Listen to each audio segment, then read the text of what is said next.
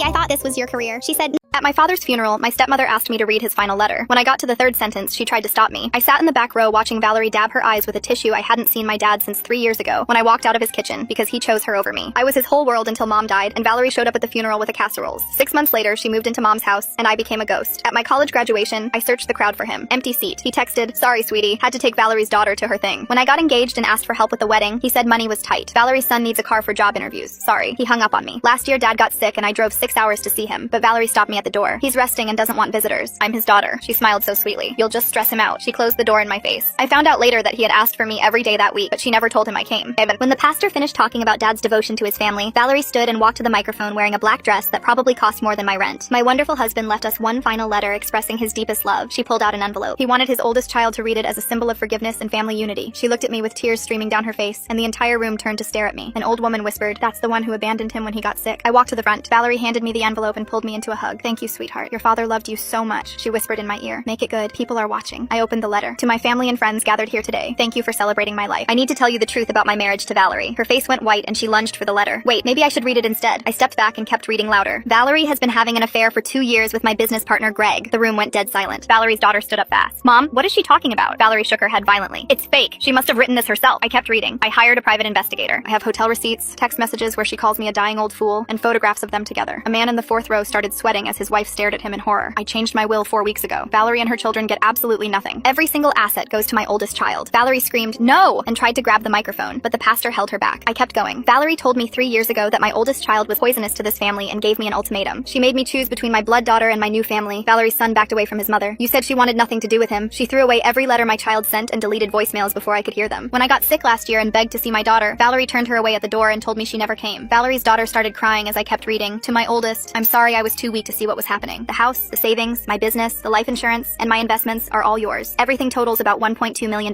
Valerie made a choking sound. And to my business partner Greg, who's probably pretending to mourn me, you're fired. The man stood up and his wife slapped him so hard the sound echoed. You bastard! Valerie was screaming. This is fake. All of it. That money is mine. Valerie pointed at me shaking. You planned this. You poisoned him against me. I didn't see him for 3 years because of you, I said. She lunged at me and someone grabbed her. Half the room was yelling. Greg's wife threw her purse at him. Valerie broke free and got in my face. That house is mine. I earned it by taking care of that miserable old man. Earned it? Her son looked sick. Oh my god, Mom. You were just waiting for him to die. As I left, Valerie was screaming that she'd contest the will. Valerie hired a lawyer to contest the will, claiming that Dad wasn't mentally competent when he changed it. The judge took one look at his medical records and threw the case out.